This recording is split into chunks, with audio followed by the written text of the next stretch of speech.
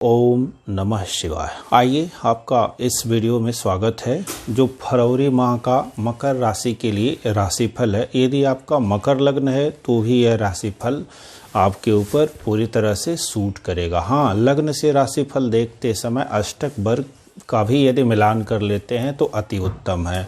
यूँ भी अष्टक वर्गों की विधा में जब गोचर फल विचार किया जाता है तो 8 स्थितियाँ देखी जाती है ग्रहों के गोचर की। उसमें एक लग्न भी होता है और एक चंद्र भी होता है। तो यदि सिर्फ लग्न से और चंद्र दो विधियों से हम देख लेते हैं तो दो चीज़ कवर हो जाती है। और हमारे शास्त्रों में जो गोचर फल देखने के लिए बताया गया है वो चंद्र राशि से ही बताया गया है। और चूँकि अष्टक वर्ग विधा में गोचर फल देखने के लिए थोड़ी और भी सूक्ष्मता है, तो उसके लिए लग्न का भी जो है ध्यान रखना आवश्यक है। तो दोनों से देखिए और दोनों का एवरेज लीजिए तो ज़्यादा सटीक फल आएगा। और उसके बाद भी दशा, अंतरदशा, प्रत्यंतर दशा तीनों का ख्याल अवश्य करना है, खास करके महादशा और अंतरदशा का। तो उसके लिए यदि आपका जन्म समय डिटेल है, कुंडली एनालिसिस कराना चाहते हैं तो ये व्हाट्सअप नंबर है, उस पर संपर्क कर सकते हैं। बहुत अल्प फीस रखी गई है। वीडियो पहली बार आए हैं, चैनल पर सब्सक्राइब कर लें और प्लेलिस्ट मिल जाएगी डिस्क्रिप्शन में भी और आई कार्ड में भी, उसको देख सकते हैं। आइए हैं विषय पे।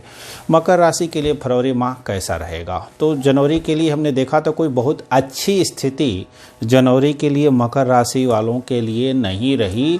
और मेरा अपना प्रैक्टिकल अनुभव भी है। मैं 8-10 दिन बाद लगभग वीडियो लेके आ रहा हूँ, तो ऐसी परिस्थितियाँ बनी ही कि वीडियो बन ही नहीं पाई। एक दो बार मन भी किया फिर भी नहीं बन पाई। और आज भी मतलब काफ़ी मोटिवेशन लेते लेते फिर उपस्थित हुआ हूँ, क्योंकि आपसे संपर्क टूट जाएगा धीरे धीरे, तो स्थिति अच्छी नहीं है।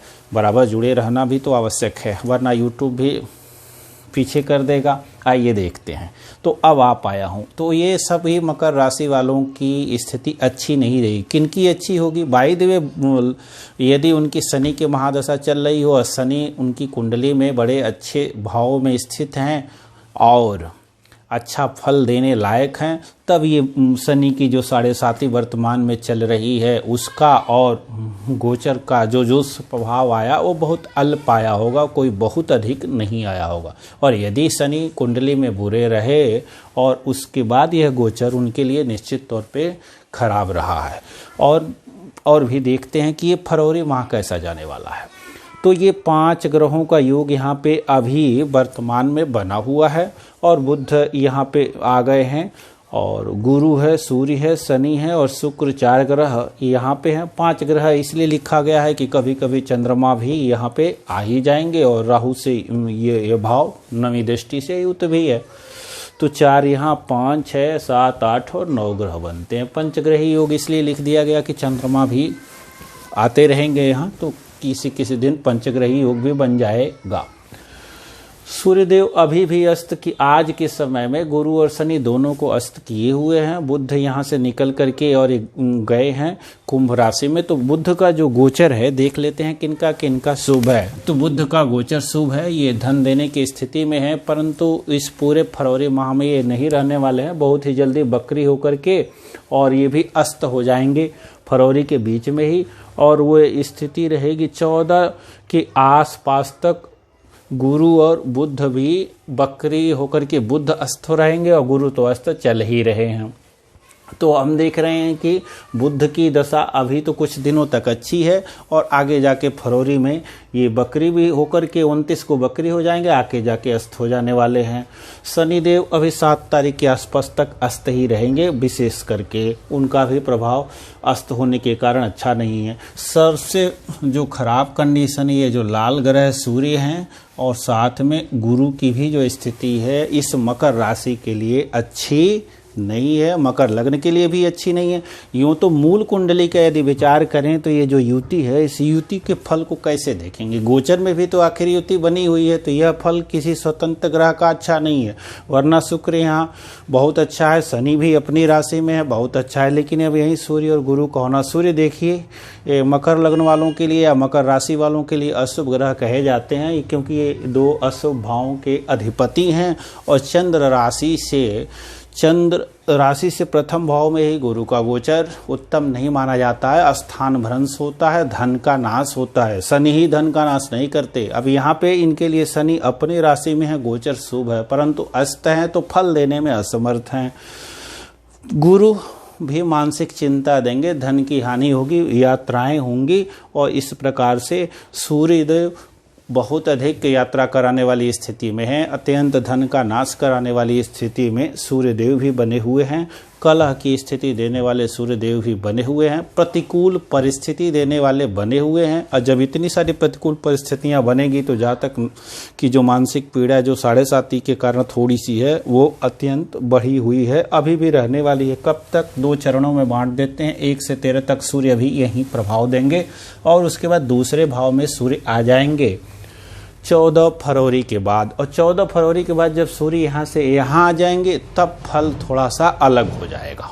ये अलग इसलिए हो जाएगा कि तब शनि भी उदय हो जाएंगे और साथ में शुक्र इन सूर्य के प्रभाव से निकल जाएंगे और बुध जो पुनः वक्री होकर के यहाँ से यहाँ आ जाएंगे। तो लग्न में अवधि देखेंगे तो शनि का, शुक्र का और बुध का बीच में एक केंद्र त्रिकोण राजयोग बनेगा। शनि और शुक्र से भी राजयोग बनेगा। अकेले शुक्र पूर्ण योगकारी हैं, तो ये शुक्र का गोचर काफ़ी उत्तम है और शनि यहाँ पे समभावस्था है और जब तक अस्त हैं तब तक ठीक नहीं है। उस अस्त उदय होने के बाद शनि को गुड कर लीजिए। और मंगल चतुर्थ भाव में, चंद्रमा से चतुर्थ बहुत अच्छे नहीं, अपनी राशि में है तो बुरे भी नहीं करेंगे। इनको भी हम जो है अच्छी स्थिति में ले लेते हैं। अब राहु का गोचर पंचम में अच्छा नहीं, परंतु राहु की यह अपनी राशि है और कहीं कहीं तो इसको उच्च राशि भी कहा जाता है। तो अपनी राशि में जब ग्रह जो है उच्च का फल प्रदान करता है। और दूसरा सिद्धांत है कि शुक्र के साथ ये त्रिकोण भाव में है, शुक्र अच्छे पोजीशन में है, तो राहु भी है यहाँ काफ़ी उत्तम फल करने वाला है। तो अब इनके लिए विभिन्न स्थितियां क्या क्या बनने वाली हैं। तो सर्वप्रथम चिंता तो अभी भी बनी रहने वाली है 13 फरवरी तक। 13 फरवरी के बाद जो है जो अशुभ और प्रतिकूल परिस्थितियां हैं, स्वास्थ्य संबंधी, धन के नाश के संबंध में जो है उसमें काफ़ी नियंत्रण हो जाएगा।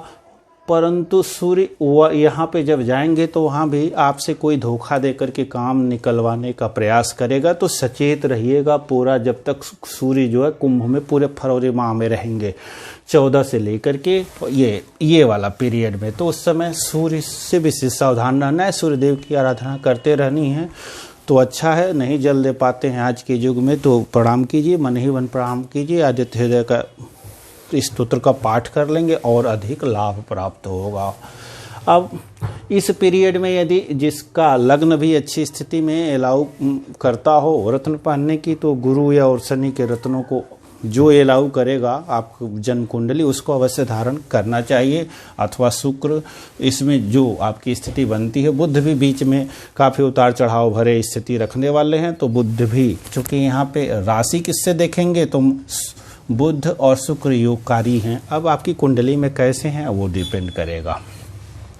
स्थिति अब देखते हैं विवाह के संबंध में कैसी रहेगी। तो विवाह के संबंध में जब तक यहाँ सूर्य है अच्छी स्थिति नहीं है।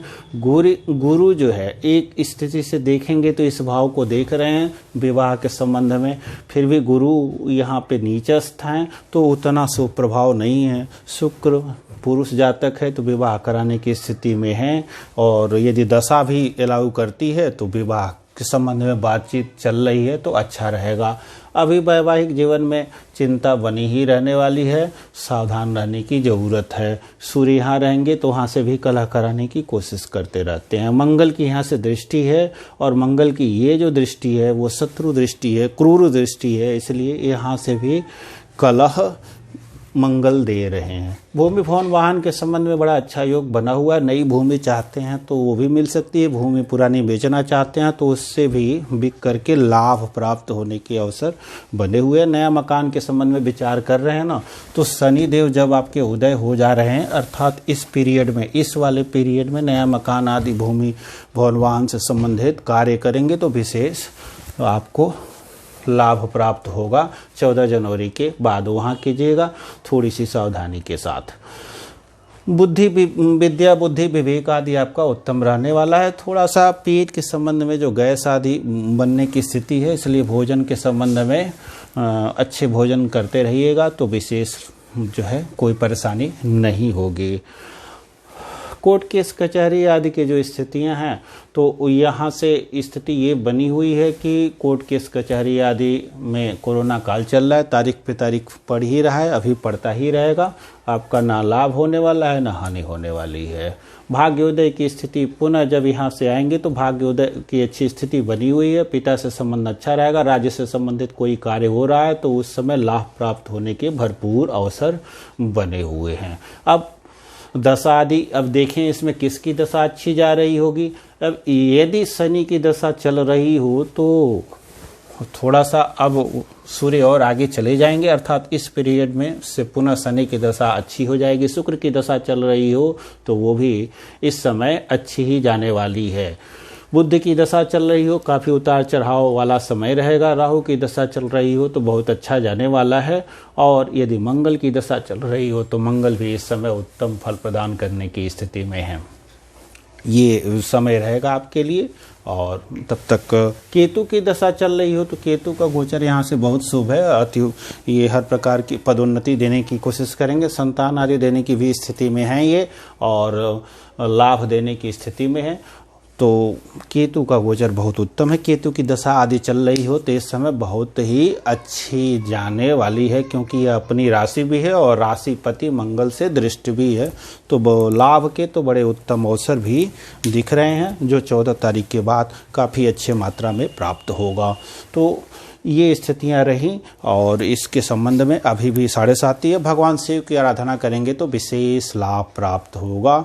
और त्र्यंबक मंत्र जो है सभी ग्रहों की प्रतिकूलता के लिए, महामृत्युंजय मंत्र को ही त्र्यंबक मंत्र कहते हैं, वो विशेष लाभप्रद होता है। इसे करेंगे तो धन आदि की जो हानि होनी है, मानसिक अशांति आदि होनी है, ये सब भी काफ़ी हद तक नियंत्रित हो जाएगा। और यदि ग्रहों के बीज मंत्र का जाप करते हैं सूर्य और गुरु के, तो वो भी जो है शुभ फलदायी होगा। और जो ग्रह आपके लिए अनुकूल बनता है, लग्न कुंडली और चलित कुंडली का विचार करके उनका रत्न धारण करेंगे तो इन अशुभ फलों में कमी आएगी, शुभ फलों में वृद्धि होगी। बहुत बहुत धन्यवाद। ओम नमः शिवाय।